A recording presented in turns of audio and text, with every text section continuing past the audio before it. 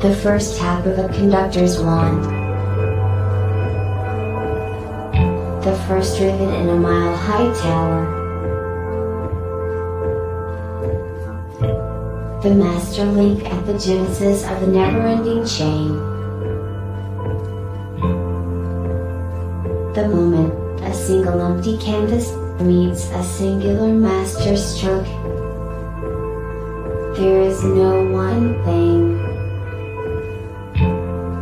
Because now, there are many. Because soon, there will be more. Because one is ever the beginning. Like the first link in an infinite chain, or the first rivet in the tallest skyscraper. The master stroke is found in the masterpiece. What will you begin?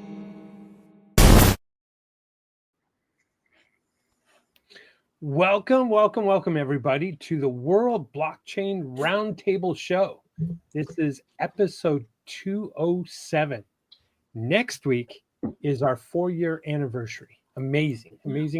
So we will have a celebration next week and talk about whatever the topic is. I think it's Bitcoin Pizza Day, I think is next week's show. But today we have a really good one. It's one of our favorite topics. It's come back around again, voted in by the DAO. By the way, this is a DAO-based show, and I am your hostess for the mostest this week. And I am. You're not a hostess. You're a host for the most. Oh, host for the most. Okay, thank you. Get your pronouns straight. Oh my gosh.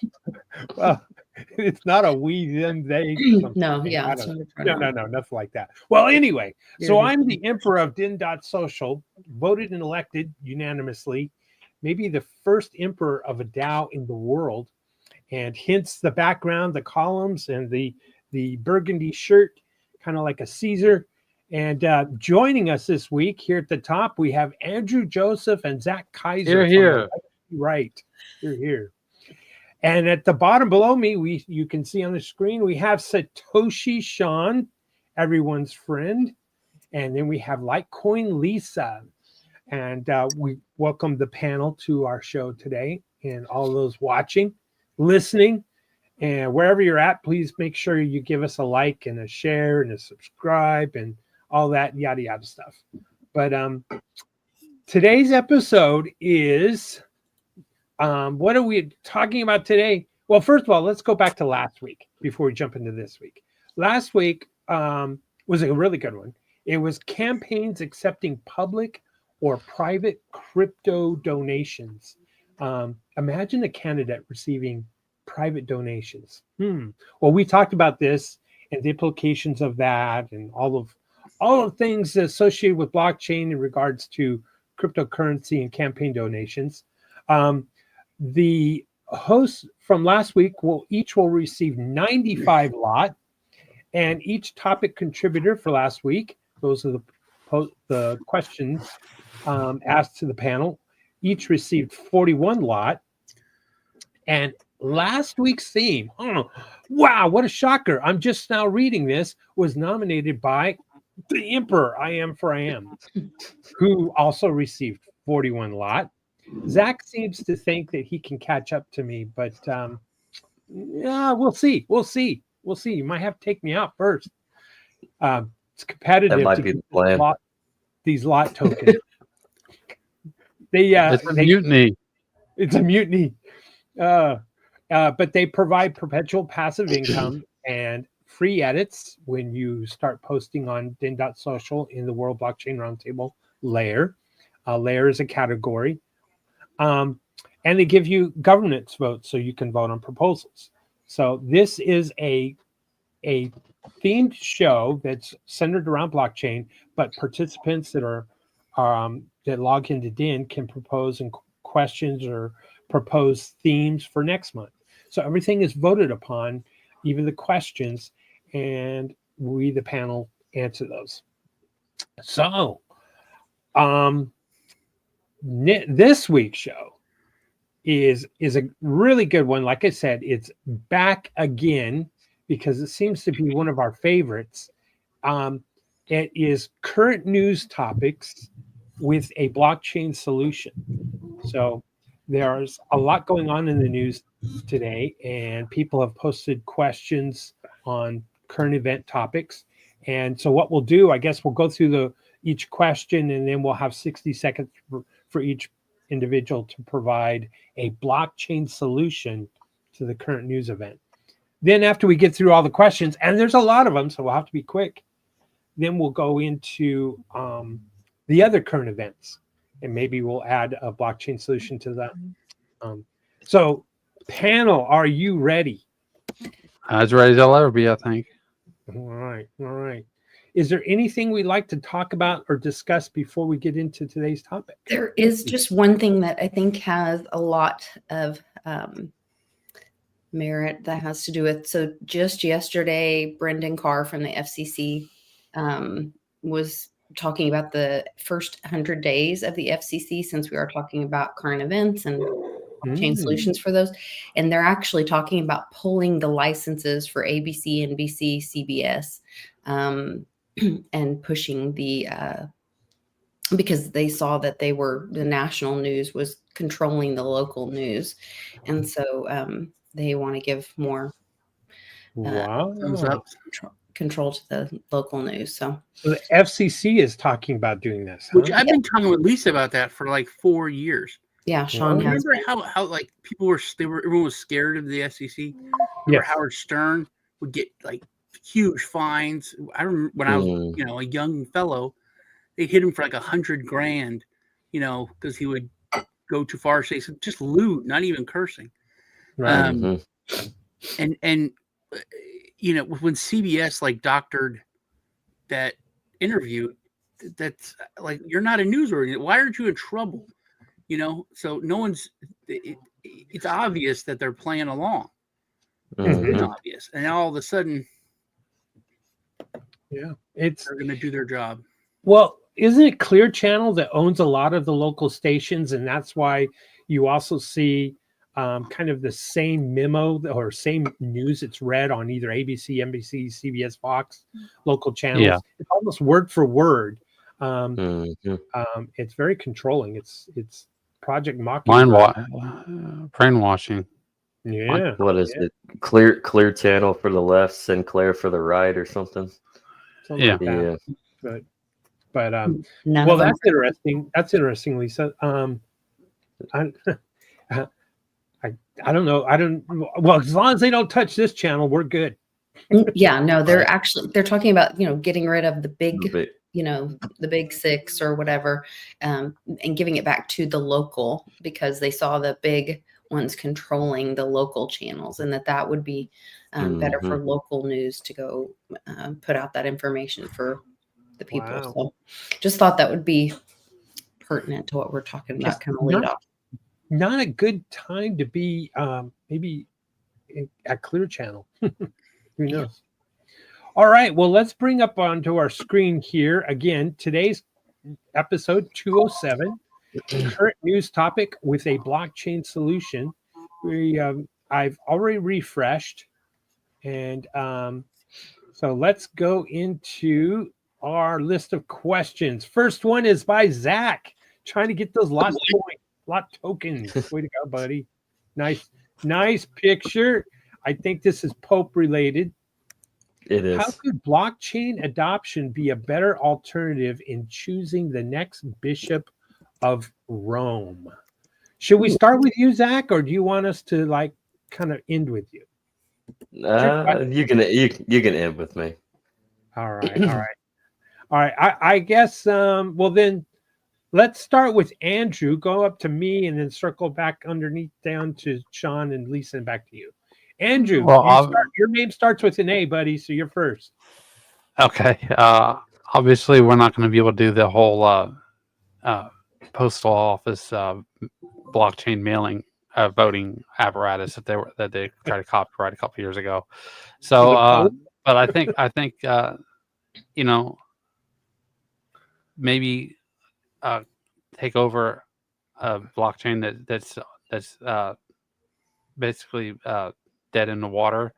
Use the source code, alternate it a little bit, and try to distribute it as a voting mechanism. I'm not entirely sure. That's the best thing I can think of.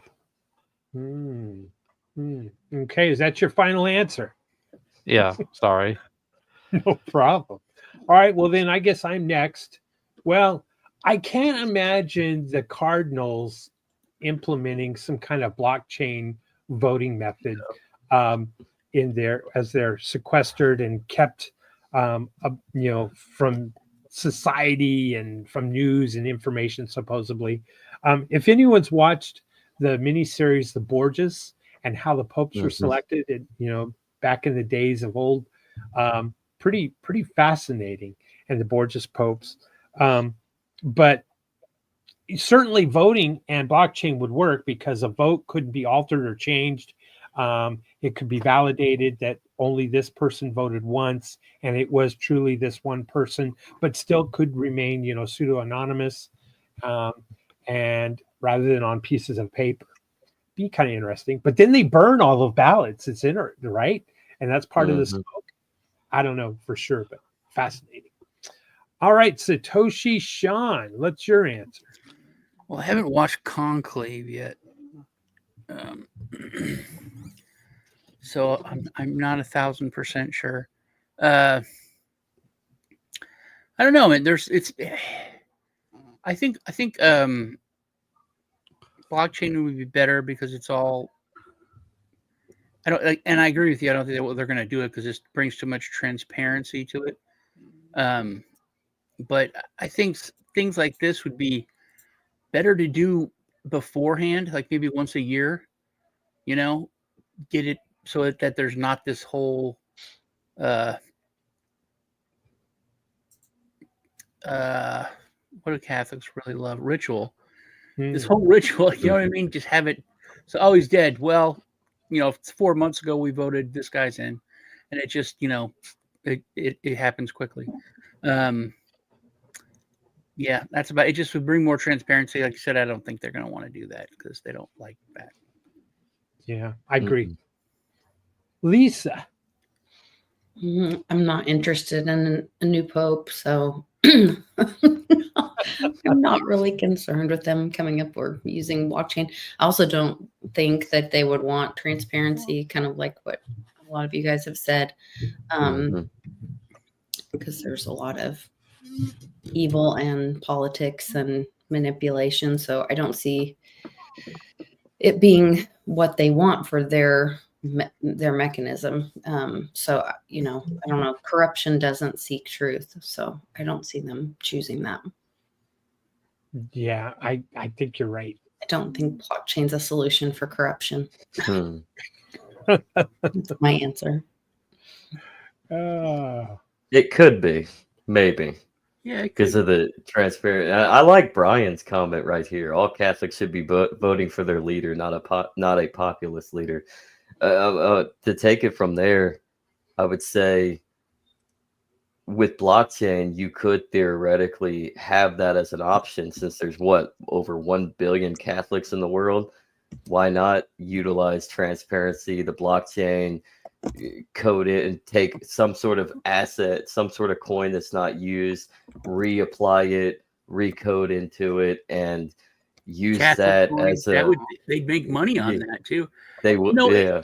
And it maybe even just letting the congregation have a vote, just it counts as one, but be part of the process. But they aren't close to God. They do not know who needs to be pope. Only the popes know because they are the ones that are close to God. The people can't vote. Interesting. Wow. So I think we're kind of in agreement here that blockchain isn't a fix for the Cardinals. Not for the Cardinals, but for the people, yes. For the congregation, it would be fantastic. Yes. The peasants. Oh, I can just imagine everyone and their campaign slogans. I'm closer to God. No, I'm closer to God. Well, it would be interesting too, because think of what the Gutenberg's printing press did with the availability of the Bible to the masses. And and what eventually led up to that. It wasn't just Martin Luther. Martin Luther used it for his theses, but if it wasn't for the printing press, the masses wouldn't be able to, learn how to read and realize we have rights. And then you won't have the Protestant Reformation. And I think you would have the same scenario if the Cardinals were to force into this capitulation towards the modern world of blockchain coming up, and you would have another Reformation. That's a great thing. As Emperor of Din Social, I can kind of relate to the situation, only except that because the votes were all on a blockchain for the leadership position and then to vote me in, there was no paper for me to burn and to put out smoke into the air. So my neighbors would know that a new emperor and the first emperor had been voted in for a DAO. So maybe I should kind of like move into this location here where they're at and start, ruling Din from the Vatican and throw out the Catholics. I'm sorry. Did y'all know Napoleon sacked the Vatican? What's that? Did you know Napoleon sacked the Vatican? Did he really? He Yeah, did. sacked Yeah. it and went, invaded the archives and was looking for some specific things. Oh, wow. Mhm. Wow. And that would be kind of like if a president kind of took over the National Archives looking for certain things. I asked Lee some questions on this because he's, Irish, so he knows a lot about Catholicism. I was born Catholic and partially raised Catholic, but the Vatican is the only city-state in truth. You can say Washington, D.C., but it's American. It has American police force. It has American troops. England or London, it's the same. It's England. So the Vatican is its own country. And I asked Lee, what if, say, 500 Mossad or 500 Israelis go, just to go to Rome, on holiday, but then they go meet up at the embassy, get loaded up. They could take over the Vatican. They could invade the country. And, what could they do? The Swiss Guard, they couldn't repel that. They can't. And then they could go and take all the hidden stuff. He's like, oh no, they have a protection treaty with Italy. So I was like, oh, okay. So it's one of those things. So it is, Roman and Italian. Yes. Yeah, it is. By the way, Sean, I'm sorry that when I throw up the comments from people watching, it covers your face. That's okay. Bye, Sean. Anyway, I feel like I have so much control. All right, let's move on to the next question. Another one from Zach. Speaking on behalf of this man, I guess. I don't know. In light of Kanye's new song that dropped, can we finally say that society is toast now that a black man admits in auto-tuned garbage that he is a Nazi? What? Say it ain't so. Zach, you're going to have to go first on this one. You went last on the last. I just watched one of my Lisa buddies. and back around.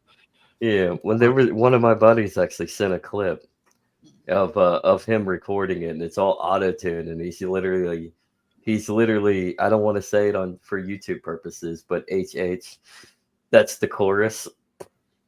Wow. Heil, Wow. And it's all auto-tuned. He's the greatest rapper of all time. He has to auto-tune it down, or else it's shooting. But he actually made a song. He's actually, or at least making a song. I'm not. Yeah. So how does blockchain fit into this, Zach? Yeah. How can? I don't know. I was trying to fit it into something, and then I think I forgot to add in the blockchain rhetoric. How would blockchain fix it? It would give the people more transparent opportunity to reject all this garbage that's coming out, whether it's Kanye or Travis Scott and his garbage. They could see how much auto-tune was used.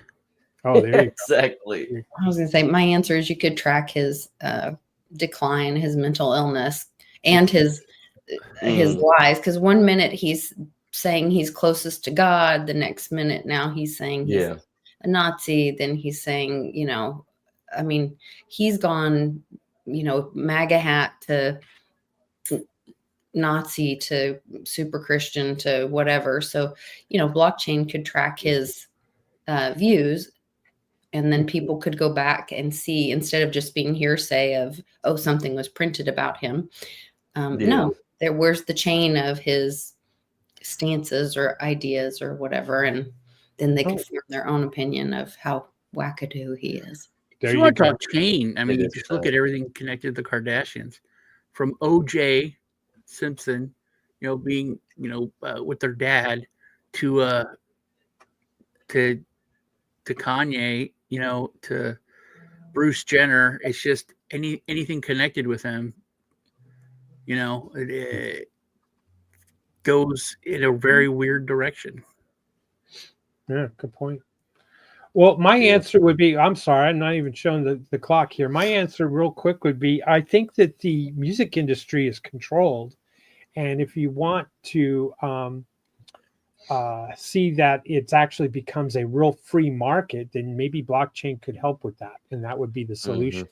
So that blockchain would, how can we put it? Let's say that you would be able to see all of the music and the actual sales on the blockchain, rather than some kind of producer pumping a particular artist or a particular song who maybe doesn't have talent because of auto-tune and this kind of thing, where I think a lot of artists are chosen and rise to the top on the charts rather than organically growing from a grassroots, like, hey, I really like this artist, I like this song, I like this music, I like this genre or whatever. And then it would be validated through blockchain voting. Say it's like Din.social, a poly market. There you go. I think it has become a lot more like that. And there's been several projects that were trying to do that, to revolutionize the music industry a couple of years ago. But that was kind of the same time the music industry was dying and the new streaming, music industry was coming. So it was all, it was like trying to build a better horse and buggy when the car was coming out. It was a bad time. Yeah. Tom McDonald is a good example. Yeah, he's a great example. He's like, he's doing it all on his own with his family, and not with no help, and not just with no help. With they're all the music platforms are literally working against him. Yeah. But they're dying. So yeah, it is. I think it's the future. I think this is somewhere where blockchain, the music industry will definitely take hold. It's just like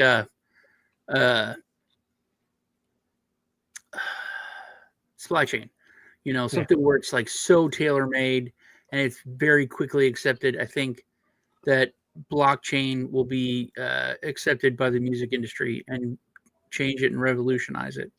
Agreed. Law of economics will win.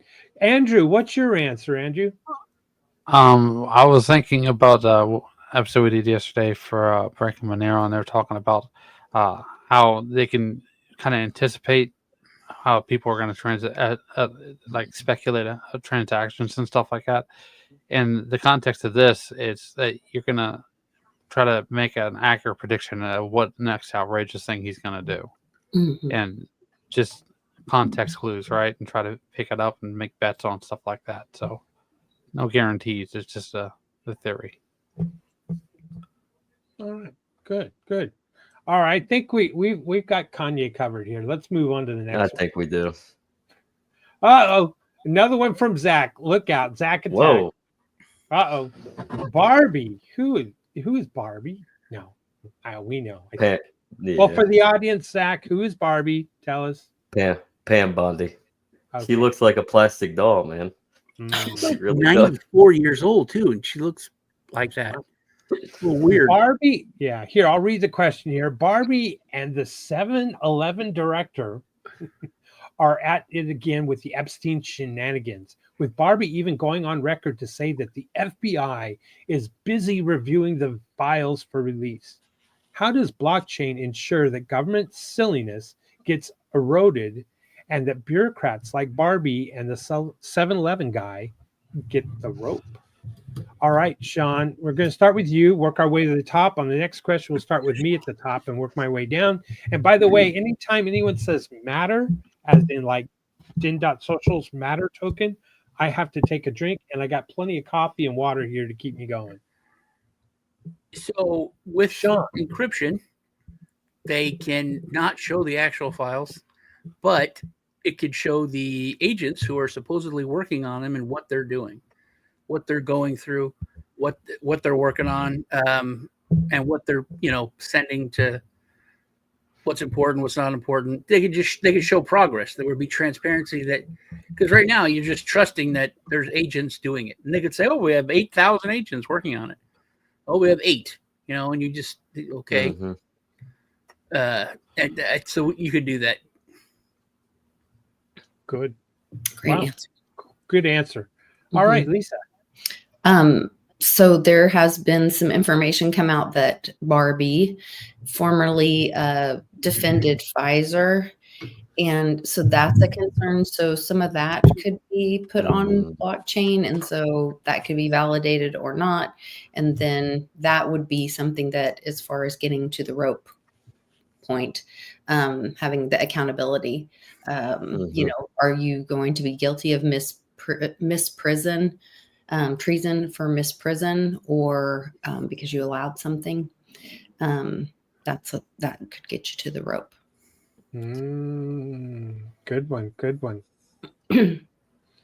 This was from our last question. My apologies, I didn't get. Let me get that banner off there.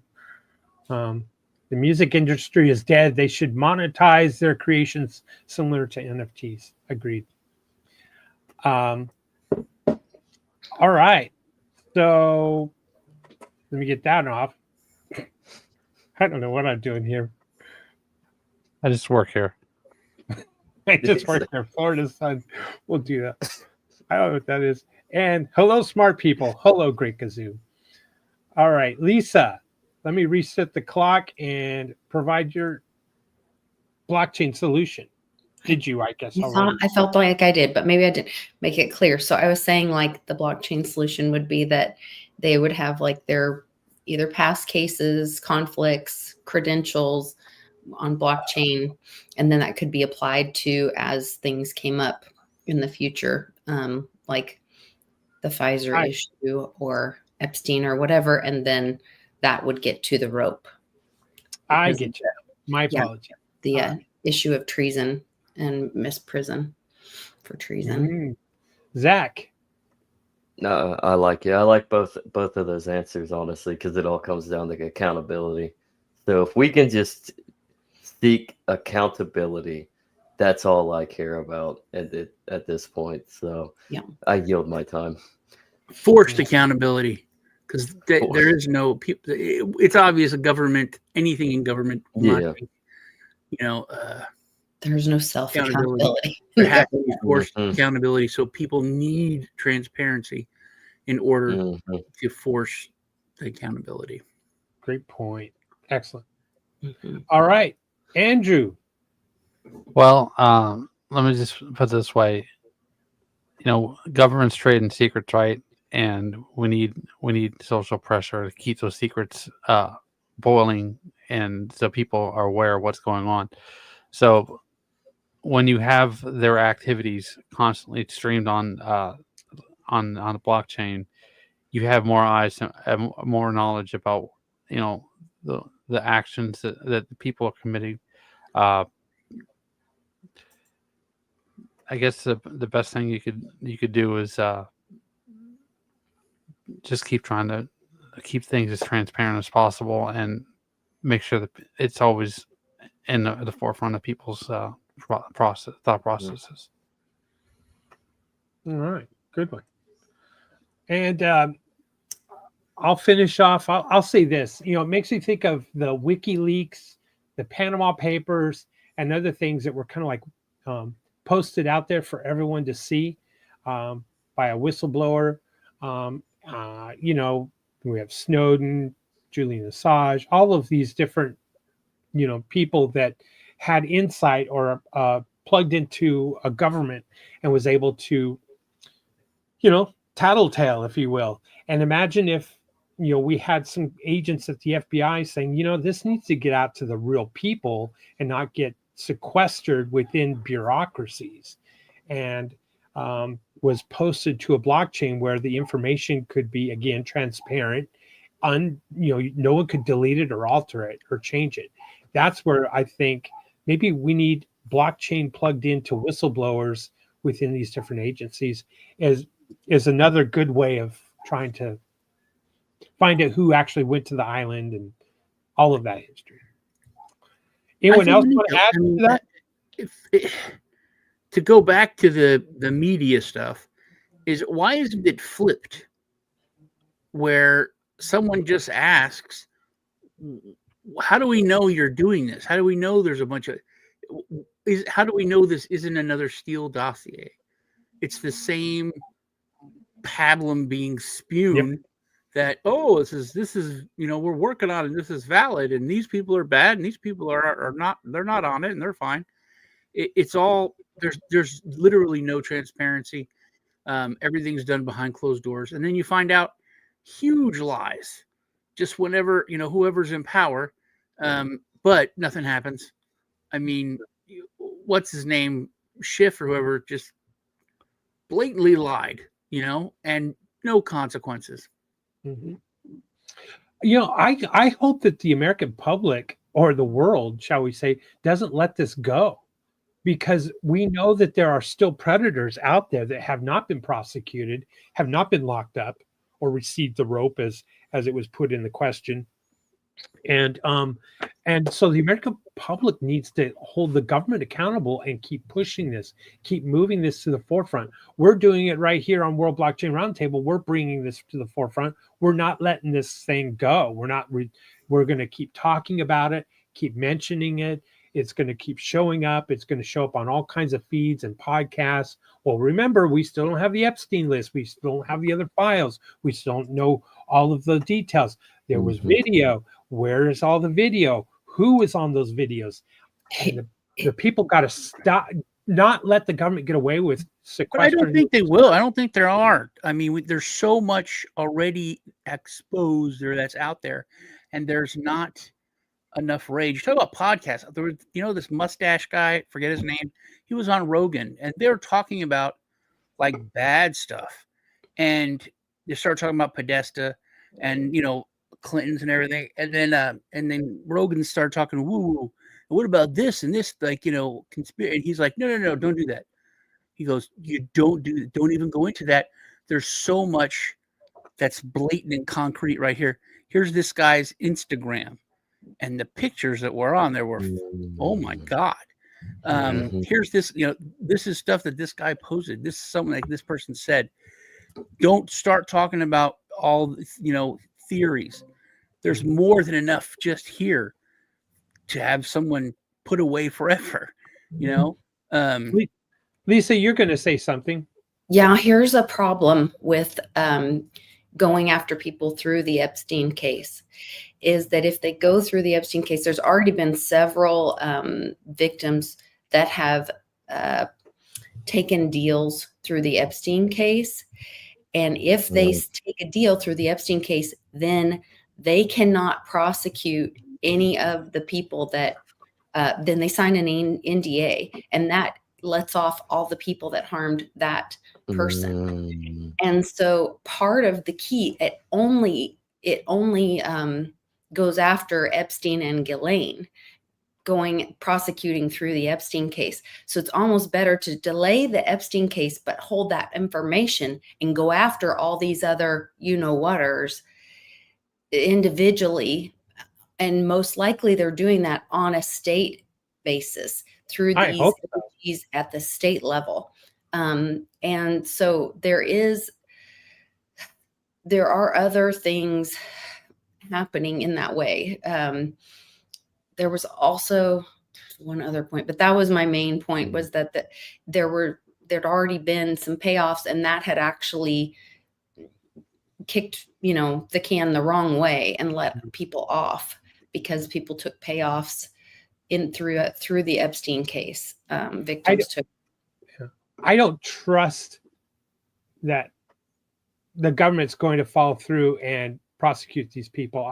Even at the state level, it lets a lot of people off because the way the law is written and the way that that's part of the thing is like, there are laws and there are loopholes, and that's why people get attorneys and they pay lots of money to get a good attorney, because it's not about what's right or what's wrong.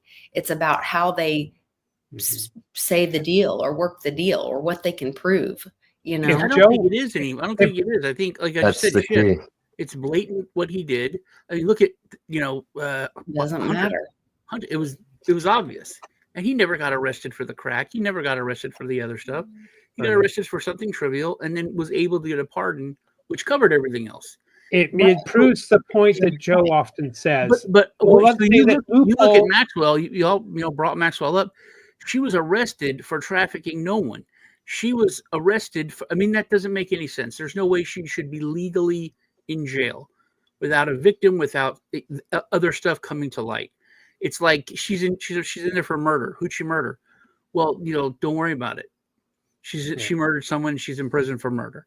No, I think that has no law. Loopholes equal no law. There is no law. Exactly. Because these people can either pay and to get out or get away with it, or pay and change the law so they don't get it convicted. What were we going to say, Zach?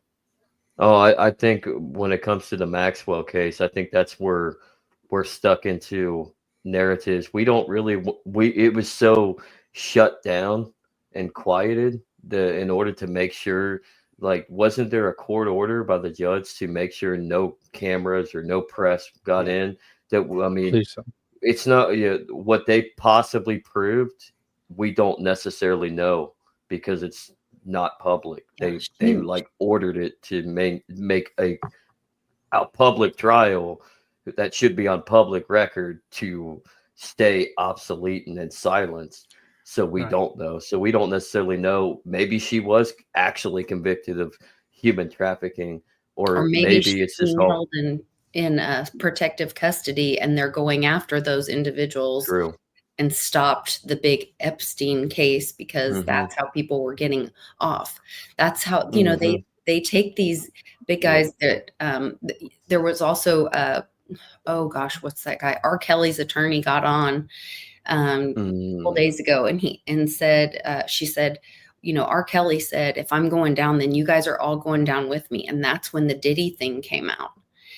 And they should have taken my call. They owed me to take my call. And once again, our country has not been run. That's been proven with these 14 magical printing machines. Our country is not run on money. It's run on blackmail, and that's what's been, the elites have been running on and using. And when that system fails, then, then we, the people, are shut out of it.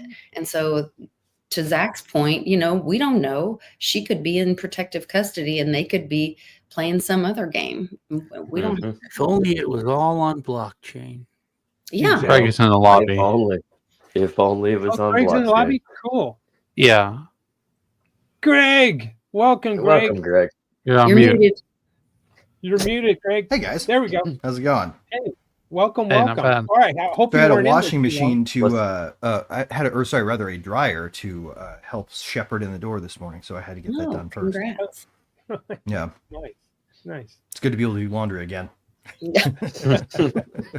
Well, we're into the next question here is proposed by Zach. It's current events and using a blockchain solution. So I'm supposed to start this one and work our way down. In the midst of India and Pakistan stirring up a war that could most certainly unalive us all, how does the blockchain help delay Pakistan and India from using tactical nukes and inevitably the great big one that will end us all? So I'm first on this one. We'll work I had our a way dream down. about this last night. Actually, it's weird. Yeah, I am. Let me get our countdown going here. So, what provoked this most recent thing was the terrorist attack on the border by some terrorist, Muslim extremist terrorists, whatever you want to call them, and then India, doing a retaliatory strike. I guess if it was more transparent, if there was a way to find out who these terrorists were they funded by, a nation state or Pakistan, or where did they come from? Because Pakistan's denying that they were involved. India says that they were, and it becomes a tit for tat that is growing into an all-out war, and it's pretty damn scary. I don't honestly know how blockchain could solve this, so I'm going to have to punt down to the other experts here on the panel. Go ahead, Zach. No, Andrew. Well, historically, Pakistan and India have been allergic to one another. They've been fighting over Kashmir for decades. So is this anything new? And it's kind of like Bill Clinton in the 90s, how he's saying, it'll take 20 years for us to get the oil up and running, to make oil and stuff like that in the United States for gasoline. The sooner you start, the sooner it ends. But the more you delay, it's just, white knighting for their power. So if you want to solve problems like this, you have to decentralize the money, and that's all there is to it.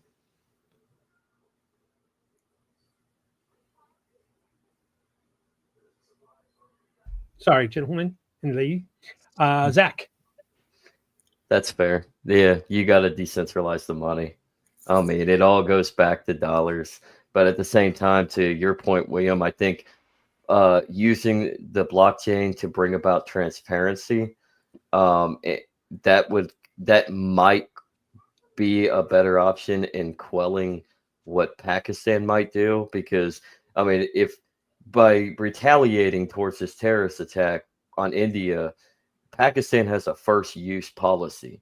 If they feel like they're going to get absolutely demolished, which they would by the Indian army, their first priority is to protect themselves by basically just start destroying everything.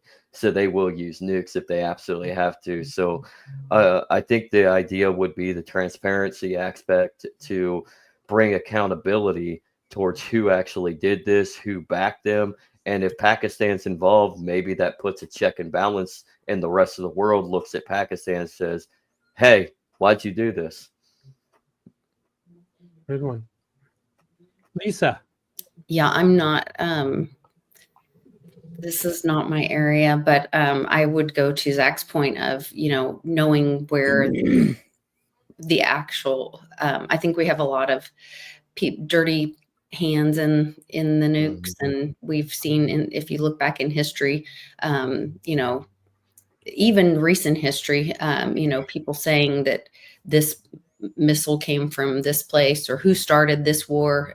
There's a lot of questioning around a lot of that. So knowing the actual origin of this, that being able to be put on blockchain and being verified might stop a lot of wars. Knowing who is actually involved. Good one. True. All right, Sean.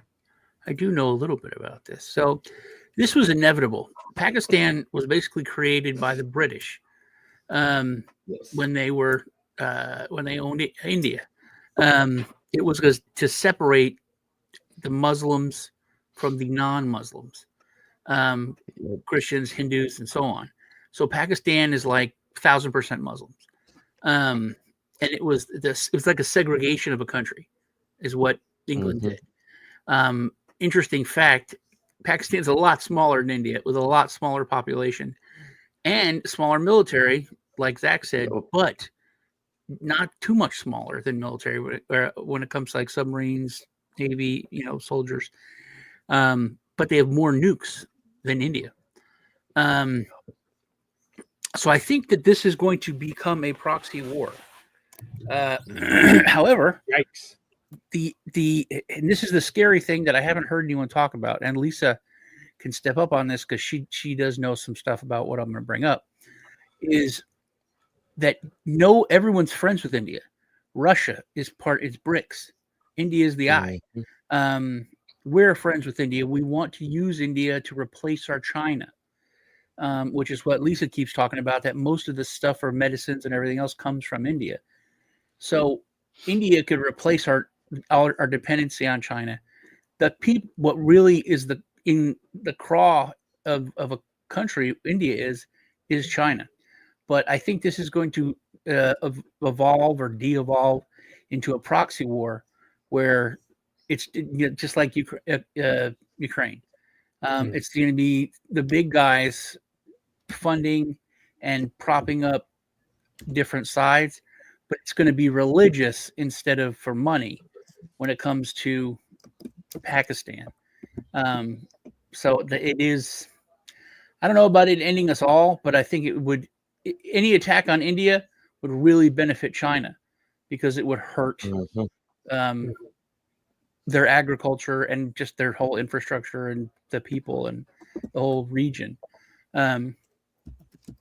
Also, India believes in karma being an actual thing, and that's where all the scams come from. So, they should stop that.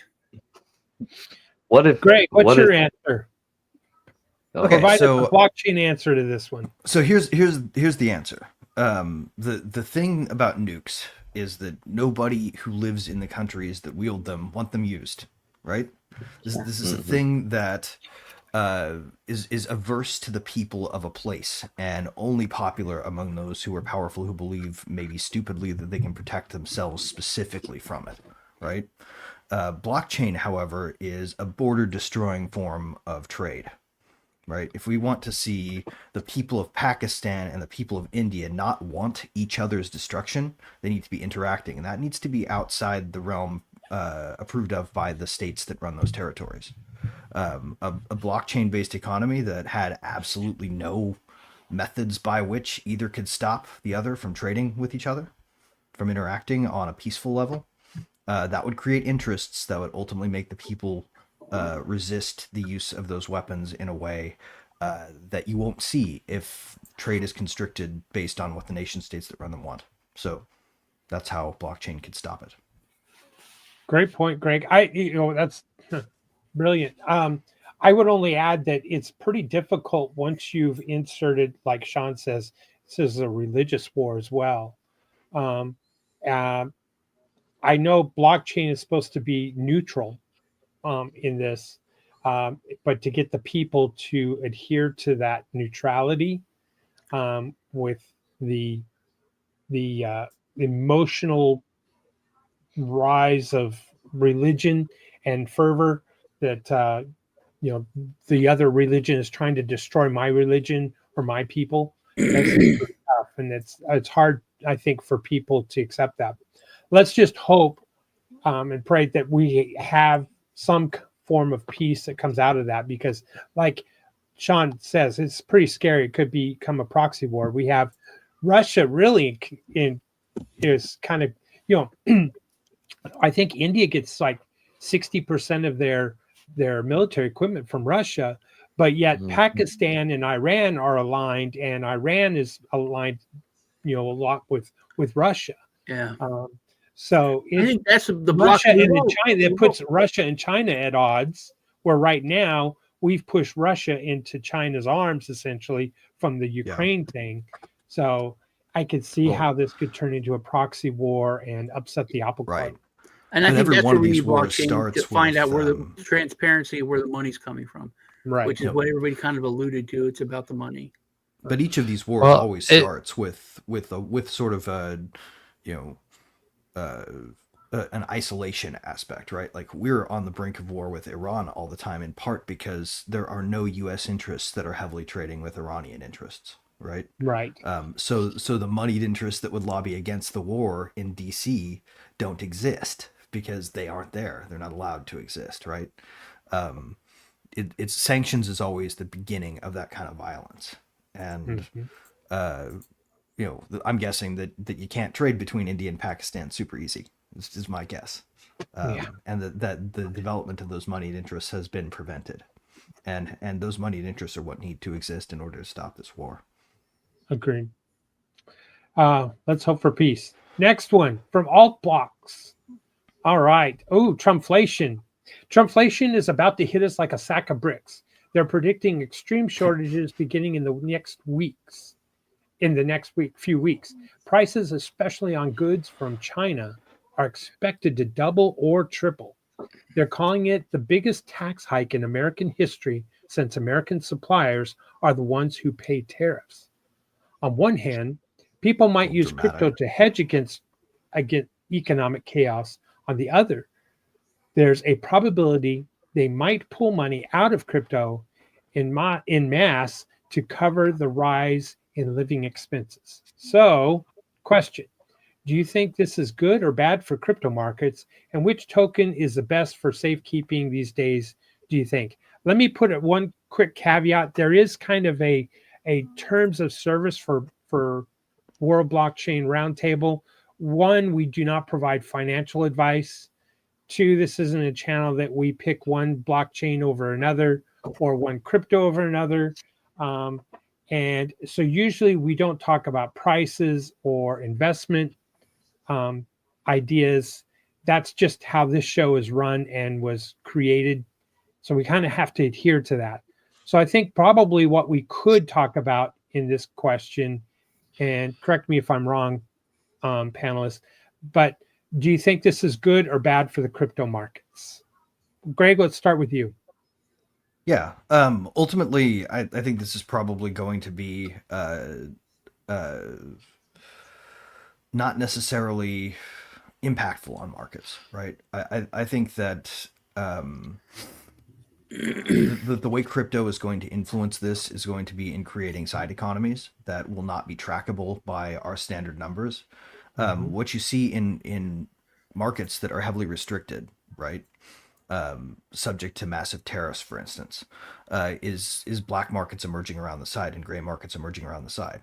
Difference between black and gray, of course, being like the products, right, that they sent. Toothbrushes are a gray market if they're tariff free because they're normally legal for sale. But fentanyl is a black market commodity that will remain black market regardless of whether or not there's tariffs or whatever. So from a gray market standpoint, it could be huge, right? But it won't be tracked by official statistics. So that's always the key for gray and black markets. We won't know if this is happening from standard economics, but you will see the ability to buy tax-free toothbrushes, for example, emerge around you from little pop-up shops in people's trunks. If you start seeing a lot of individuals like going, "Hey, buddy, you want to buy some Chinese toys?" You'll know that you've got potentially a crypto intermediate gray market, assuming you can actually spend crypto to buy cheap Chinese products, whereas you'd normally have to pay 3 times that much at the store. Now, the notion that this is the greatest tax increase in American history is hyperbolic because the Fed has been busy at that for since 1913. So we should take it with a grain of salt here because the biggest tax on us is one that nobody in power is ever talking about. Good point, Sean. Well, I think Greg kind of hit that nail on the head. I don't think it's going to be as huge for us in the West. I think in China it's going to be massive. I don't know if you guys remember, but 5 years ago, China kept outlawing crypto, and then it's okay, and then it's illegal, and it really pushed people to just they defied the government, started black markets, and they used crypto. Everyone used it on their phone. People were, and people were putting it on the internet. Oh, it's, we're just using crypto. We're using Bitcoin. I think Bitcoin and XRP are probably the best ones because they're the biggest and most popular, and one of them is the banking one. I think there's blockchains that are better, and privacy coins. I think will make a big splash. But I think those two are going to be the mainstream ones that are best for kind of hanging on to. But I've always said if there was an actual war with China, that we would hit this even quicker. But so we are having that war, but it's a trade war, and China is crumbling. Their economy is just it's falling apart. At a pace that is unbelievable for just words, and tariffs. Plants are shutting down. Construction has stopped. It's insane. It's even faster than I thought it would be. Well, didn't 40 banks just fail in Mhm. like 1 week? Yep. Insane. What about That's what they're saying. Lisa, what's your answer, Lisa? So to kind of piggyback on what Sean's saying and Zach, this is affecting China way more. They have nowhere to ship their items. Their people are losing jobs. Their factories are closing. Trump said they need us way more than we need them. And if you look at the actual people, not what media is telling you, and hopefully they'll be gone soon. The FCC will take their licenses, their lying licenses. The ports are full with product, and we have more than we need. If you go to any estate sale and our, used store storage center, America is full of stuff. We have plenty to get us by until manufacturing can get up and going. And we saw during COVID how quickly they can turn a manufacturing center around and get it up and scalable. So we're not in a position where that's going to hurt. And actually, the inflation is not coming from a Trumpflation, as you call it, but it's coming from the Fed, who refuses to lower interest rates. That's the inflation part. And that's what's the cruelest tax on we the people. And so that's what I have to say about that. Good. Zach? I mean, Misa said it best. I mean, inflation is not what the lame people and the talking points say it is. It is literally the reflection of the expansion of the money supply. And so the inflation aspect is, to Lisa's point, is coming from the Fed. I mean, and where we're at right now, at this point, they should actually probably be starting to dip down on the interest rates a little bit, but they're kind of staying steady, and they're probably going to raise them pretty soon because, I mean, they're in competition with the Trump tariff because the Fed doesn't want tariffs. The Fed wants to continue to print more and more money and then squeeze the American taxpayer out with the interest extortion of slavery. I mean, to where we have nothing, and while they're withering away our savings. But I mean, I digress on that. The fact, would this cause a good or a bad crypto market? I don't know. I couldn't say. I mean, there's a chance that we could see a dip, but there's also a chance that crypto could become a very hefty hedge. But there's also a chance that people will pull out that can't really use crypto as that hedge. But then you're going to see more people pull in that do have the disposable income to hedge with crypto, and that could actually see a reflection in an increase of the price per the dollar in the rise of crypto. So it might actually hurt the peasantry, and those that have the means are going to be making bank hedging. But I couldn't say if it's good or bad. Could be good, could be bad, could be meh. Andrew? I'm just thinking in Enneagram psychology, Enneagram 9, the defense tactic for them is a poison pill, right? And we're talking about money as a mechanism for peace. So if there is like a war that was to break out like this, maybe distributed across the board, there's something that happens programmatically within the money that will cause people to apply pressure for them to stop the war. It's just an idea. It's not a guaranteed solution to the problem. So that's just something I was thinking about as a different way to address this. Okay. Well, I'll jump in. having been at a border and dealt a lot in international business and having offices and warehouses on both sides of a border and crossing frequently, I will agree that the suppliers are the one who pay the tariffs, but that's passed on to the consumer that's purchasing, if you want to call them the supplier. So it's inevitable that either the trade stops or the need for the item is the demand for the item is so great that they're willing to pay a higher rate or a higher cost to purchase that item, which would include the tariff. As far as for China to be able to survive this or not survive this, or is this hurting China more than it's hurting us, it's kind of hard to determine that because, one, we're not boots on the ground in China.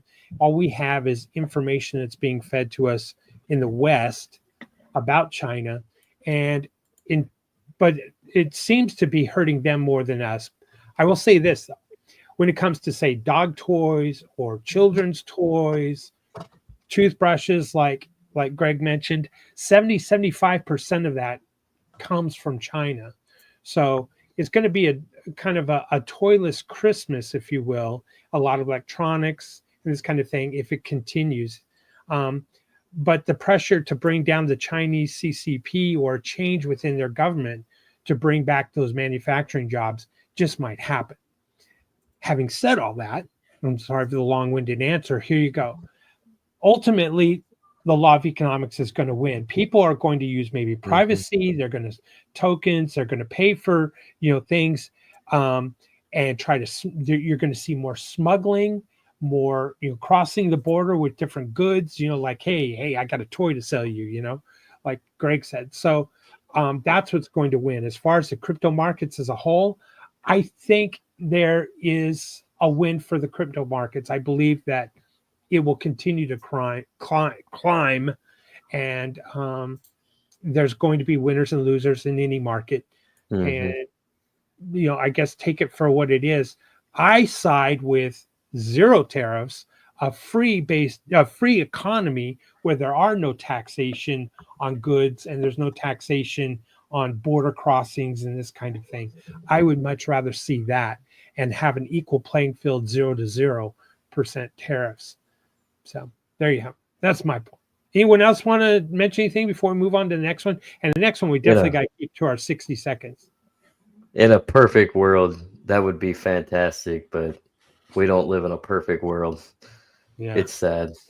Yeah, we might, though, realize a more perfect world if we ditch the reliance on centralized authority to dictate what we're allowed to spend what on and where. So, crypto could release us from that, but it would require a kind of wholesale adoption that is unlikely to happen quickly. Thanks to everyone watching. We have over 230 people watching on various platforms and feeds. Make sure you like, share, and subscribe. Appreciate all of you. Make sure you post your comments. I'll put them up here if I can, if I see them. And we'll go on to the next question again by Zach. Look at Zach Attack coming after the Emperor and his lot tokens. Florida just passed Senate Bill 56, which repeals the state's ability to issue permits for geoengineering and weather modification. This makes it the third-degree felony in the state with a 5-year max in prison and fines to upwards of at least $100,000. Recently, HHS Secretary Robert F. Kennedy Jr. was on Dr. Phil's show, for which he was asked, while simultaneously he and Dr. Phil were a bit dismissive, one, how to stop cloud seeding and chemtrails, as they commonly referred. He deflected, saying it's not his department doing it, but he did hint it has always been DARPA. How could blockchain be used as a better deterrent than government to stop geoengineering by our very own government without the need for more government? I guess is it for me to start this one? We'll work our way down. I applaud Florida for trying, but who's to say that planes couldn't fly over the Atlantic Ocean or the Gulf of America, Gulf of Texas, and depending on how winds are blowing, and seed the chemtrails that way. So you almost need all 50 states to create this to prevent the federal government. But then again, who's to say that the federal government couldn't fly planes, let's say, over the Pacific Ocean, and that would blow in through over Washington and California? You know, it's the real issue here is what? DARPA or the federal government that's doing these things, or private individuals that are, you know, let's say Bill Gates, who talks about these in various ways, the UK government, or doing something there that it's global. Like, you know, here in Texas, we see the sands from this, you know, the Saudi Arabian or African sands blowing into Texas. You know, so pretty hard to stop. Andrew. I remember David Friedman had a video about this, and he was talking about how pollution actually can motivate people, and that controlling pollution is actually a destructive, because without something to be fixated on and focused on, you're not going anywhere with, and not progressing with anything. So I'd say a centralized solution to something like this is never going to be the answer, because it's actually doing more harm than good. Zach. Agreed. I mean, central outcomes don't really do much. So the only way that we would be able to alleviate this issue is if everybody came together, and maybe perhaps the market opens up, allow the market to dictate and correct itself. And because you see companies and businesses and individuals and even governments, hopefully, because they're forced to compete, to understand that pollution in any form is not good for the environment as to yourself. Like, they got to understand that if they're cloud seeding and putting all this aluminum and bromium, etc., into the atmosphere, you're not just harming, I mean, you're not harming the peasants, you're harming yourself as well. So Yep. All right, Lisa. So I'm going to take a little positive spin on it and say that some genius or some genius group could come up with some way to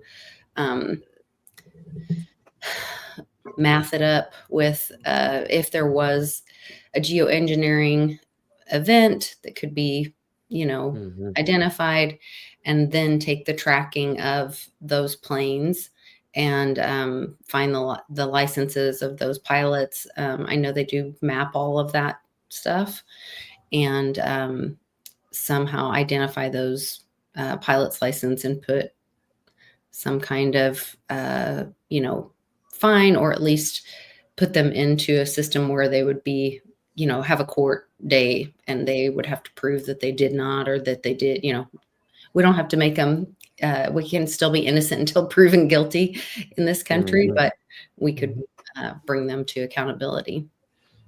Could be put in a jet fuel and they wouldn't have any clue. Yeah, John. But we would know what flight, at least. I'm going to take the opposite stance. I think this law it doesn't do anything except anything concrete, but it raised awareness, which is a huge thing. It took a stand, and Florida stood up, and then the rest of the country's like, oh, the conspiracy theorists are freaking right again. But what Lisa's talking about is what the law did, which is infuriating and stupid. And it's going after the pilots and not the companies that are pumping the stuff into the plane. It's like, hey, we're going to arrest anyone selling drugs, but we're not going to arrest any distributors, or the cartels. Fine. We're leaving them alone. We're just arresting the guys on the street. That's what this law does. And it's not going to do anything unless the federal government passes the law, or unless a state attacks a federal company. Because right now, there's machine guns are illegal.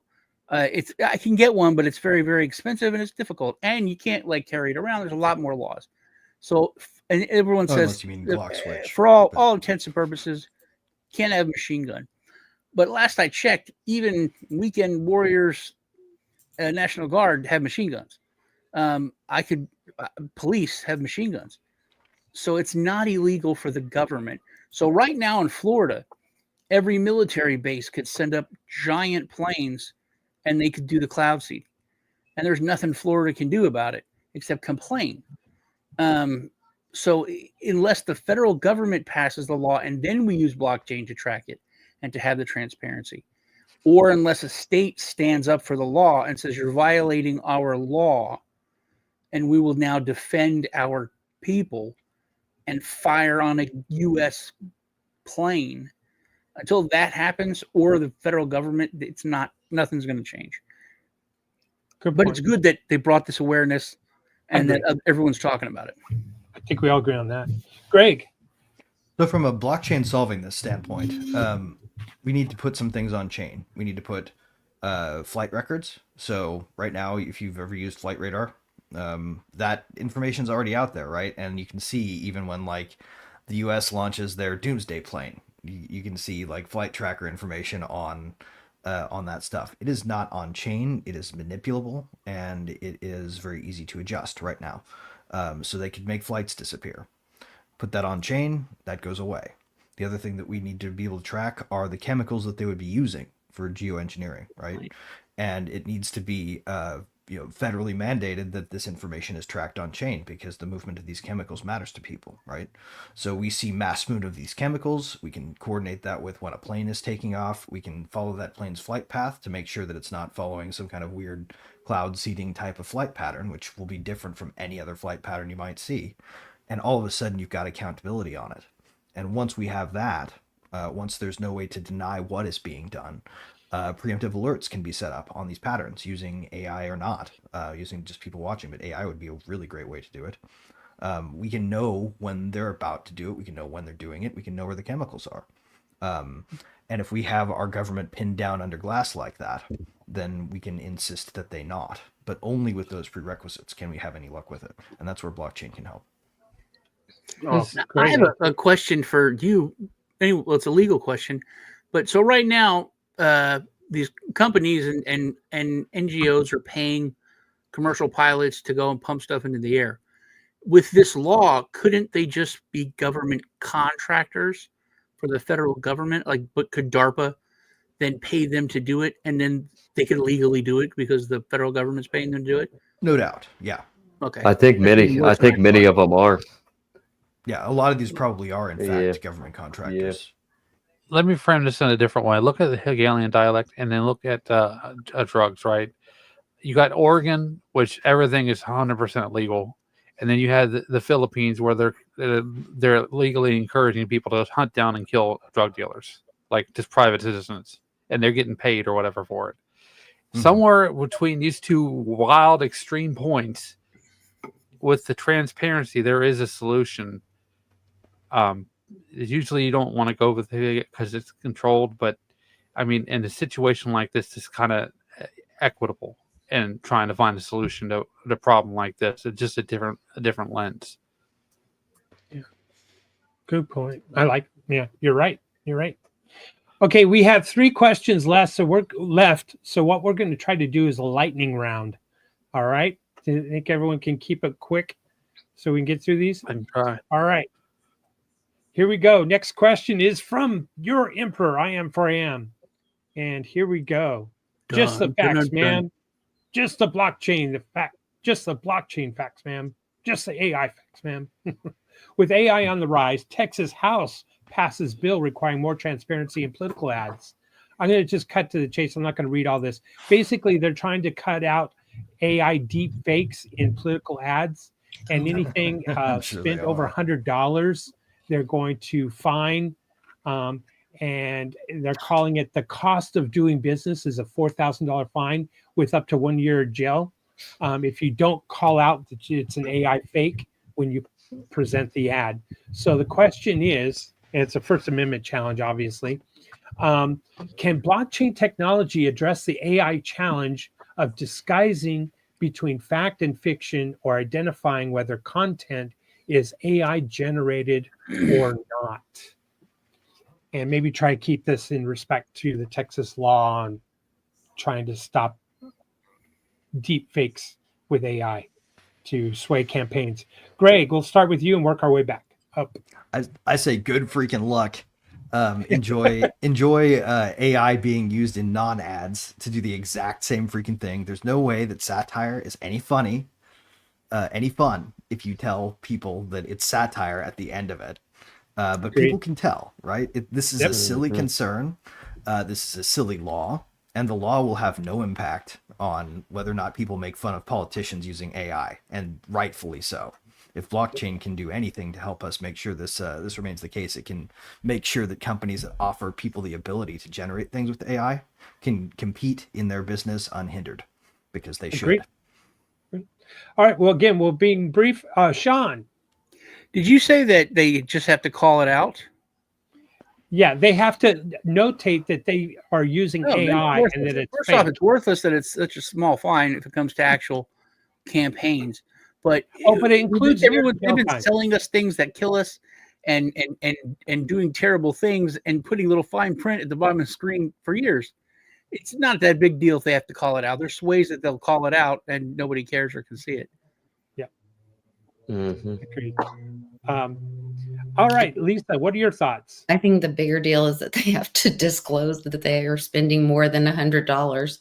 I think that's the funny part, but I don't think it'll change anything. I don't know that blockchain addresses the challenge of distinguishing between that's the issue. Can blockchain technology address the AI challenge?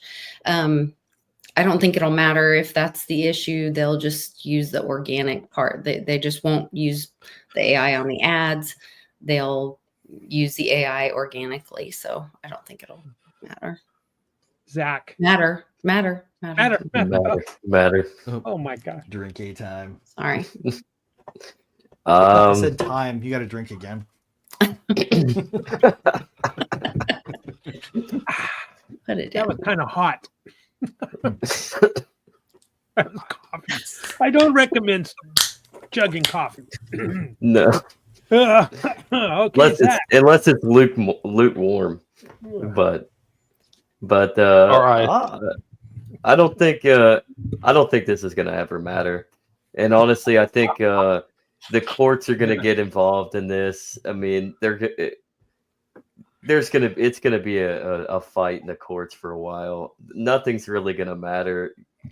The fact that you can still disclose in the tiniest discreet way, I mean, and nobody's really gonna notice. At least the regular people aren't gonna actually notice. It's not gonna really matter. So it is kind of funny they got to disclose that they got to pay over $100. So. But as far as blockchain, I agree. I don't really see where blockchain would fit in on this. So like what it would be able to do, I guess a transparency aspect, keep it on the chain, and then everybody can actually be able to go in and see who funded it, who put it up there, and it's there forever. So Andrew. I do remember a couple years ago there was a legal case in Florida about somebody who had the sticker on the back of his truck and had offended a police officer. This is before AI and all that. Basically saying I perform sexual acts on the opposite sex or whatever. Anyways, the police officer was offended because they said that it was inappropriate for their kids. So they arrested him, and the person that got arrested basically filed a lawsuit against the city and came back and said, that's violate my First Amendment rights. So this is in a way triggering in the same manner with the fine. So there's no real solution, or there's no real enforcing something like this on the books without immediately getting it repealed. mm-hmm. I agree. I'll be quick. I think this creates a lawfare probability that, one party is going to go after another party with this law and saying, oh, well, you didn't properly disclose that this was AI and that you had altered the news, or you'd made cuts or splices in someone, a broadcaster's, comment or news report. So it's silly, ridiculous. But the politicians can go before a crowd and say, "And I voted to prevent AI from altering and just, from making fun of us. campaigns and blah blah blah." It's just pointless. I bet Britain wishes they had this law instead of what they got, though. Oh my goodness. Put a meme out. Politicians are so afraid of being made fun of. It's really funny to me. Yeah.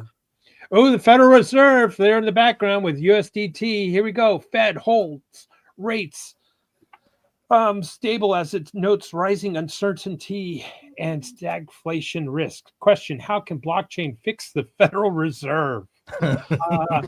Let's start with you, Lisa, and we'll start with Lisa. Ladies go first. We'll go up to Zach and then back around to Sean. And let's try to be brief because we still have one more question after this, and we're already an hour 20. Thanks everyone for watching. We're now over the 250 viewers. Like, share, subscribe. It makes it, what is the word I'm looking for? Not needed anymore. I can't think of the word. Sorry. Concentrated. No. Irrelevant. Yeah. Unnecessary. Yeah. Nullified. All those words, unnecessary. What is it with the technology when you don't need it anymore? Obsolete. Obsolete. Yeah. Yes. That's my answer. Obsolete. Blockchain makes Federal Reserve obsolete. Good. All right, Sean, everybody's friend. What's your quick, brief answer? I think just you add transparency to the Fed, and it's that quote. If people understood how the banking system or how it worked, there'd be blood in the streets. It would, or there'd be riots in the streets. That's people don't know. They don't. I was a financial freaking advisor, and I didn't really fully get it until I got into crypto. That's it. We just need more transparency and understanding, and then people will be like, "This sucks."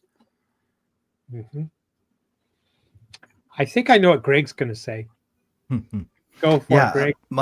My hunch here is that the right answer is blockchain will disrupt the need for a Federal Reserve. Will obsolete it, but it will obsolete it in a very special way. It will obsolete it by making it so nobody's paying attention to it, so that its manipulations no longer move the market, because it's not really setting interest rates. It's changing some of its policies around dollar issuance that increase or decrease interest rates by distorting the market. You eliminate the ability to distort the market by moving the market out of a system they can distort, game over. And that's exactly what's going to happen. It's inevitable, and it will take place whether they want it to or not. Mm-hmm. Good point. I think the question is flawed, and I wrote it. Your emperor thinks that, and will declare that it says, how can blockchain fix the Federal Reserve? It cannot be fixed. It must be deleted. And to delete it, unfortunately, that means you also have to delete central banking around the world, because the other central banks are going to come to the rescue of the Fed if we were to go after them first.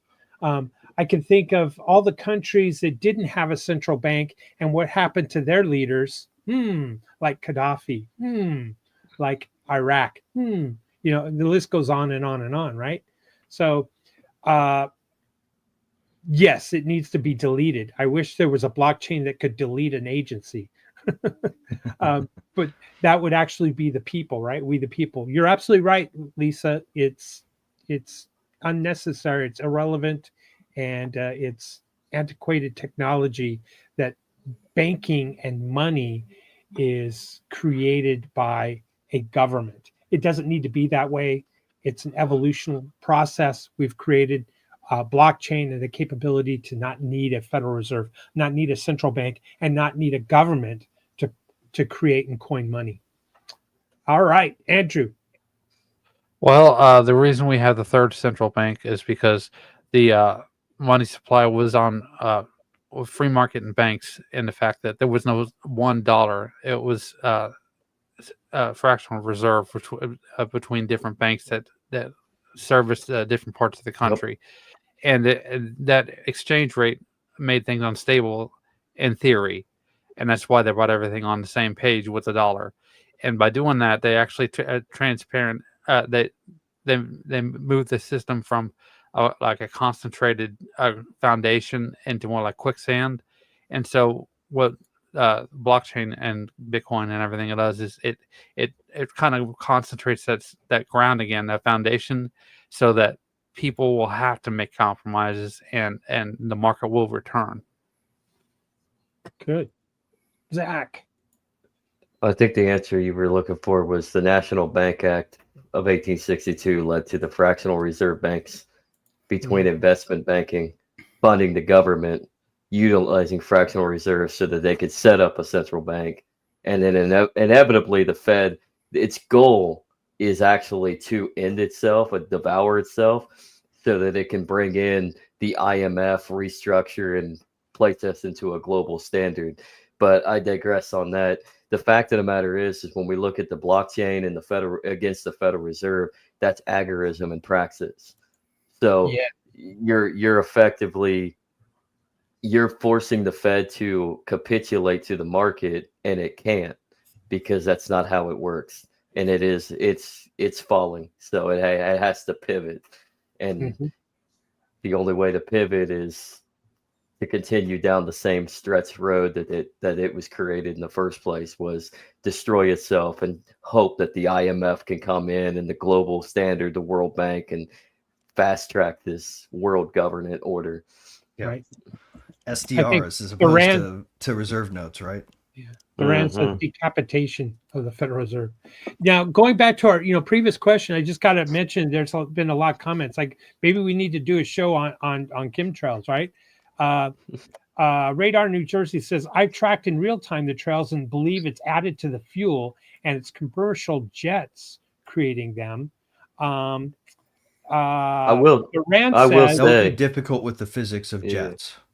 That would Radar, be. I will say on that, Dr. Phil, RFK actually did hint that as well. He's like, well, they say that it's coming from the fuel, so could be possible, but yeah, I'm with Greg. The physics of it wouldn't make sense. 1984 says, Radar, I read something about the temperature when it's burned disperses it better. That true? Have you heard that? And then he says, I have seen spray nozzles just outside the exhaust area. Oh, here we go. All right, next question. And it's our final one. And look at that. We got RFK again. This is a kind of a good one. I like it. U.S. Health and Human Services Secretary Robert F. Kennedy Jr. announced a $15 million research project to study autism causes, creating a database, sounds like blockchain, of autism diagnosed Medicare and Medicaid enrollees, integrating claims data, medical records, and wearable device data, sparking privacy and ethics concerns. Critics, including advocacy groups, warn of potential data misuse and stigmatization, despite HHS's assurances of compliance with privacy laws. How can blockchain help this research project? Zach, we'll start with you and go up. Plug in blockchain in this research project to study the causes of autism.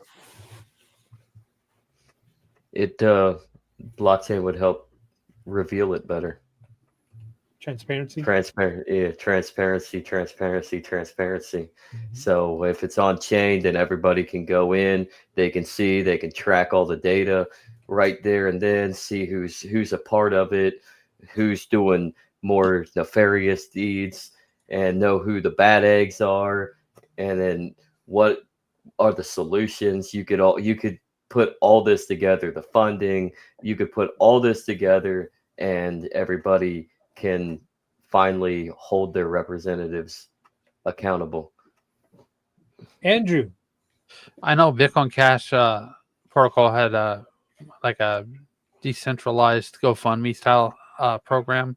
I think maybe if you go online with I can submit my information if it reaches a certain number, or people voluntarily submit their information privately and anonymously. That'll definitely take go in the long run. I'm going to say that, blockchain is certainly a perfect fit for this. You could still maintain some privacy of the data. And you can certainly make sure that the data isn't being altered or changed after it's once received to try to come up with a particular answer that either, you know, how can I say it? Keeps an entity or a group of entities or a corporation or industry um, not liable anymore for the causes, or maybe it can help make sure that the data isn't, you know, deleted. It could be preserved, you know, for even in the future, so we can go back and take another look at the data if we've come to a wrong conclusion. So blockchain is a perfect fit for this. Greg, what say you? I think it would be potentially a powerful way to get a grip on exactly the sweep of autism in the world, right? We don't have a really good, clear picture of how people are afflicted across different areas. We don't really have a great definition of autism in a lot of ways. Giving people the ability to put their information out there willingly of their own accord to help try to solve the global crisis that it is, right? That could be a game changer in terms of understanding, you know, where the populations most affected are, things like that. And if it could be done in a way that preserves people's privacy on chain, it could be voluntary. And that would be probably the best way to get an idea of who's really afflicted with it, where they reside, how dense the affliction zones are. Like, you know, we would be able to see on a map just exactly where people are the most afflicted. And I'm guessing that would be a big hint as to where any causal relationships between autism and people who self-identify as having it exist. For example, why is it more males than females? Why do the Amish have such a low rate? Is it more and males why than do females Eastern even? world have such a low rate? Satoshi Sean, you're muted, my friend. Everybody's friend's muted. There you go. What do you say, Sean? I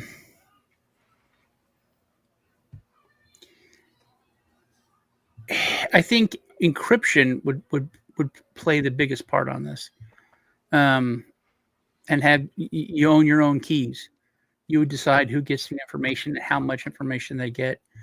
Something like what was that thing where it's like if you wanted to go to a certain site and they just needed to know what state you were in. If you're in a bad state that they're blocked, that's all the information that they would get. You had to give them like your public key, and then that's all they could get. And or if they just wanted to verify you're over 21, that's all the information they could get. So it's just if you, with blockchain, if we had more control over who sees the information and knowing who sees the information. Good one. Lisa. I have so many issues with this. Being that I have a child that is adopted through foster care, and so he receives Medicaid. And so to think that he's opted into a study without my consent that would track him is really offensive, and I think violates his constitutional rights. So I have a real hard time with this. And I think the advocacy groups have a legitimate concern with that. I don't know. I mean, yeah, blockchain can help with a lot of things, but it's also, you know, a slippery slope because it is a data collecting and who has the information. So Structured the right way, it can also make data redactable later, right? You can actually make it so that blockchain facilitates the removal of information once it's been used. Yeah, but it's also when studies are done, it's typically they already know the outcome that they want, and data can be manipulated to produce whatever outcome the person that typically is presenting the money wants, and the fact that they are looking at only Medicaid, Medicare enrollees also could be, I would imagine, skewing results because you're not taking that in itself, you know, is saying either low income or people that might have disabilities, you're taking just from that. So you're not saying from Gen Pop, so that's going to skew studies as well. So I can't even get to the blockchain. Sorry, my mom in it thing. Like, I just have so much trouble with this. And for them to say, like, you already have a captive audience, why would you need an additional $50 billion of research money on somebody that you already have can draw data at any time? Like, that's just kind of bullshit to me. So sorry, this just pisses me off in so many ways. Good. Zach, not that you're pissed off about it. No, it's fine. Great answer, please. Oh, I answered.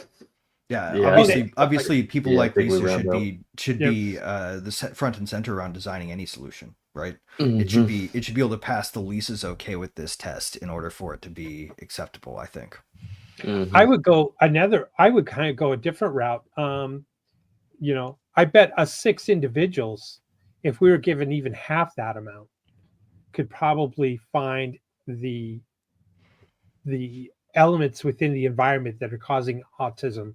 If we were given that money, and would probably maintain people's privacy and get an honest result rather than a result that a government might want to be printed and public, propagandized, right? Right, because this wearable device has nothing to do with what is the solution you're looking for. Yeah. That tracking, violating someone's privacy has nothing to do with the solution of preventing autism. Yes. Well, the wearable device kind of concerns me because the number of the beast. Sure. So, yeah. I mean, Social Security numbers. Social Security is also part of that number of the beast. So let a private group do it rather than the government, and I think we'll get an honest answer. There you go. All right. Well, guess what? Now we have what is in the news today. We got a little bit. We don't have to now provide blockchain solutions. So that kind of concludes our questions on the World Blockchain Roundtable. We are now over 275 watching live. Nice. We appreciate all of you, wherever you're watching and listening and commenting. Thank you. What's happening in the news that we haven't already covered? Anyone else want to bring something up? Trump's deal. Trump's deal. What deal? The UK. I put it in the private chat. There's a link to it that you could pull up a visual for everybody. Let's see if I can do that. His big announcement. The best deal ever. Believe me. It's a hell of a doesn't deal. Involve them turning Believe off their Believe me. apparatus. It's the best deal. It's the biggest deal. It's the greatest deal. We're gonna make America great again. It's a hell of a It's deal. pretty good impersonation. Excellent. I don't know if I'll be able to play the video. It is actually not a bad deal. Well, there's a. I'm going to pull it up. Screenshot. You Sorry. know about this?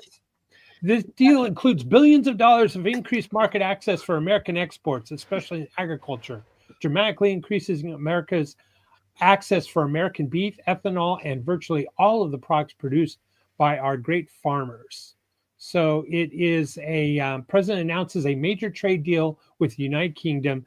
This ended up being a hell of a deal for us. $6 billion in new tariff revenue. U.S. tariffs on imports for UK raises to 10%. UK tariffs on imports from U.S. lowered to 1.8%. $5 billion in new exports from the U.S. So is anybody really surprised the first party that he made a deal with was the United Kingdom? Kind of. I don't think that's kind a of deal, is it? I mean, we did go out of our way at the European Security Conference to say that if you weren't going to be, upholding the values of the West, that we wouldn't treat you like a Western partner. And I don't see any part of this deal that has them turning off their mass surveillance and censorship of their people. Boy, I sure like it that we're exporting tobacco and soft drinks. That sure makes us look like a Well, farm Number products one. are the one good thing you can absolutely say about this is farm products have typically been one of the biggest barrier or trade barrier to items that goes against the U.S. Are one of our biggest, if you look at just like Ricardo type early economics, right? The foundational principles of trade that make it make sense, right? Our comparative advantage is in arable land. It always has been. U.S. farm products could dominate the world if there were not trade barriers, and this lowers those, and I think that's a good thing. When Trump met with Carney, I thought that was really cool and interesting to see, like, honesty and the bluntness. And Carney didn't know what to do. He's like, "Yeah, we want to, we're our best friends." He's like, "Yeah, we love Canada, and and honestly, you use our army. We're going to defend you, even if you don't pay for it. We're going to defend you because we like you. That's how we are. We're going to do it." And he's like, "Yeah, you can. We want you to get this tariffs fixed so you can buy our cars." And our Steve goes, "Oh, we don't want to buy your cars. Why we don't buy our own cars? We don't buy your cars. We don't want your steel. We don't want your aluminum. We don't want to buy that for you. Why would we want to buy it for you? We want to make it ourselves." And it's just such common sense. Such like, why would we want to buy something from you when we just make it ourselves and not have to import it? And it was the question. The question is, how fast can we get those factories ramped up? Well, I mean, and also consumer choice, right? Some people just prefer Jaguars, even though they're garbage. True, and it also takes into account, you got to think of the logistics. It's them fighting of getting things to that factory rather than shipping them to a different factory. There's a logistics delay that's going to happen. Not that it's great. Hey, manufacturing locally and supplying locally is always a better deal, a better thing. We can no longer freely import the world's least reliable cars. The Yugos? No. The Land Rovers. Some of you will remember that. Or Le Car from France? Land Rover. Land Rover has Land Rover. Yeah. I'm making fun of myself here too because I have one of those, but I can tell you that as far as breakdowns and expense to fix go, they're not bright and shiny. The Brits have been importing garbage our way for some time. I have to admit. Some of it is awesome garbage, and that's why I love my awesome garbage car. But remember when Yugos were buy one get one free? Yeah. Something tells me the Land Rover is actually built in India, though. I'm not sure. Mahindra. Was it Mahindra or Autos? That was another one. What I have has a U.S. built engine, so does it? It's probably. Yeah. What else is happening in the news? That was a good one, Lisa. Thank you. James O'Keefe came out with his big announcement yesterday. So what I thought was interesting about it was it wasn't actually an hour before. Alex Jones really showed his ass, in my opinion. At around, 2:00 Eastern time. Well, it was Alex Jones said, "I've been given the dead man switch from James O'Keefe. And in about an hour from now, James O'Keefe is going to come out and show that Pam Bondi and Pfizer are dirty and blah, blah, blah." And then nothing happened an hour later. So I don't know if that was to show that Alex Jones can't be trusted, that he's dirty, or if things will come out later, because apparently there's a 3-part rolling out of things. And then, I don't know, maybe 3 or 4 hours later, James O'Keefe comes out and says that it's this guy, and I can't remember his name now, but he was living with the Duchess for a while, and he says he was Lady Di's best friend, and that he admits that he stood up for Prince Andrew and some WAPO news thing, and he's it's one of those young girls dating him. And he said he made a statement.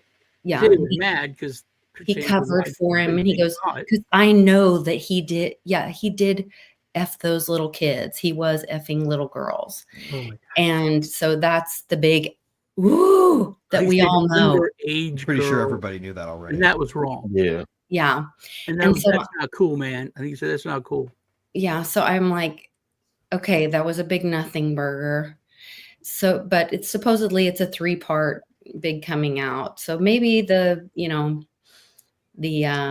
Bondi Pfizer thing is still rolling out. I did see information that she did previously defend them, and so there could be a conflict of interest there, and that's where like Probably a but I long don't way think for a so. train don't We're come all- in all, we in all all likelihood. have defended Pfizer. We all paid Pfizer our money.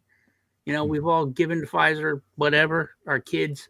It's in we've our all, 401ks. if we have to look at connections to Pfizer, every single person here is connected to Pfizer. Mhm. It's the system that's messed up. Yep. But if she had a case that she worked and she was working for a law firm and Pfizer was a client, that's the way it is. mhm. Yeah. As Emperor, I yeah. want to show this to everybody. It's just a flesh wound. Yeah. That's how we all feel right now. Stat. It was Or a posting really on cool, a Facebook. really cool knife block, I man. was That could be the thinking world's that coolest is- knife Isn't that block. cool? Yeah. It's a knife Yeah. block. Also, while That's we've I neat. did. been in the show, the conclave. Speaking of the conclave, this black smoke came out supposedly. Yeah, before it started, Mhm. they What? did black. Who Okay. they If rejected. black So- smoke means they still Black don't smoke means have they didn't one. find They one. still don't Yeah. have it. Yeah. Oh, okay. So, So It's another white vote. smoke. keep a lookout again, because the next time should be 6 p.m., 5 p.m. You guys. Yep. Central. I'm going to make a prediction. We're going to see smoke that we've never seen before. We're going to get a woke pope, and it's going to be rainbow smoke. Oh, I God. think it's gonna be Let's hope vape. not. I think it's gonna be Let's- vape. let's for hope the other not, times. Yeah, the big Smoke on the vape water, machine. fire in the sky, huh? I'm going to White make a smoke. There you prediction. go. I'm going to make a prediction. We're going to get the white smoke at the end of the week.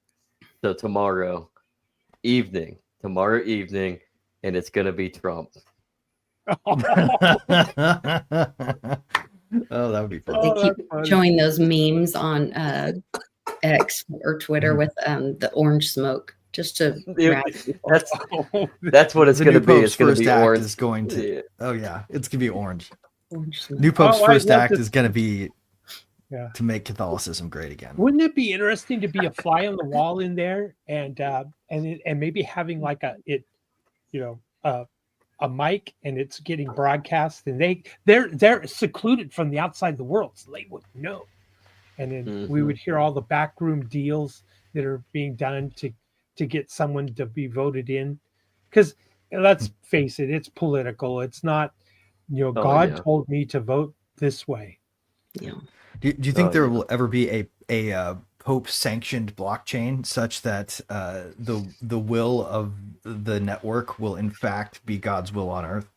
Oh, we can only hope, right? What was the one pope that came Indulgence out chain. and told everybody that Villa Villagos,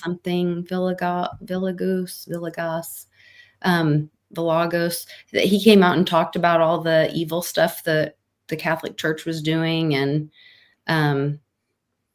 Was it Benedict? no, oh, maybe I thought it It was might have like been the V. Mhm. That he came out and talked about all the evil stuff, and then they like kicked him out. It would be awesome if it was him brought back in, and I don't know. Maybe. This Pope was the They were in the only church. Jesuit that was ever. They weren't supposed to ever have a Jesuit Pope, and this was Wow. the only That's- Jesuit Pope ever. he's also the only pope buried on top of St. what's his Peter. name? St. Peter. Peter. Yeah, Yeah. All the- and he's the last one in their little, Oh, Malachi. in the pictures around the thing. Well, I think we have 6 of us. I like it. It's nice and balanced. It really helps my OCD. 3 on 3. I like it. Yep. But Well, the Jesuit notion that give me the child for the Ghana, first 8 yes, years thank and Big Yana. give me the child for the first 8 years and I'll guarantee you the morality of the man kind of thing. Not such a hot notion in this day's Catholic Church, right? I don't think we want to give them our kids for the first 8 years. No, Mm, I wouldn't want to Nope. give any organized religion my child at this No. point. Too Here's much. an interesting. Iran and Russia don't have central banks. Iran does. I Iran thought, does. Well, I thought Iran did not. Oh, the Islamic Iran- approach to banking is yeah. different. yeah, it's a lot different. It's not attached to the Rothschild system that we're attached to. It does the same thing, it's- though. It regulates the currency. And Yeah. it's But the way that they deal with their doctrine's approach to lending is substantially different. Yes. And in a lot of ways, this is one of the areas where, if you know anybody who who's talked about Muslim banking and the way that it needs to be operated, blockchain is one of the ways where that can be scaled. But up to now, because of the nature of the way lending works, it has to do with enforcement through community as opposed to enforcement through cranking up of interest rates and collection approaches. Like it's a more human approach to lending, I think. Yeah. And certainly prevents the kinds of problems that we have in lending with U.S. banking, with London style banking, right? By making sure that the community and your friends are responsible for your repayment. Yes. And that's actually kind of a neat thing that I just want. I mean, I don't know why that became germane just now, but if they did have any kind of central banking, it would have to be in concordance with those principles, and that would make it a little different than what we're used to calling central banking. Yeah. Okay, I think we got to wrap this up. There's 6 of us, and I would like to find, and I'm sure the audience wants to find where they can find you and learn more about you and hear what you all have to say. So, Greg, you're going to be first up. We'll go to Sean, Lisa, and I'll come up around to me. Please be brief so we can exit before our 2-hour deletion mark. Oh, I'm excited. 279 watching. Thank you, everybody. I'm excited right now to be talking about the DIN project, Decentralized Infrastructure Network. This is the first time I've been able to officially come out and say, hey, this is what we're working on, right? And it's going to basically be a step in the direction of what happened to Parler will not be possible again. Because infrastructure, if it's a marketplace, where people who are providing infrastructure can connect to it and people who need infrastructure support can connect to the network. If one goes down, the next one just takes its place. It creates a game of whack-a-mole that makes it impossible to target infrastructure as a weak centralization point. And that's something we're working on right now. So come follow me on @DesignHeretic everywhere you find that name. And I'll tell you more about it. And it's going to be really exciting. So more to follow.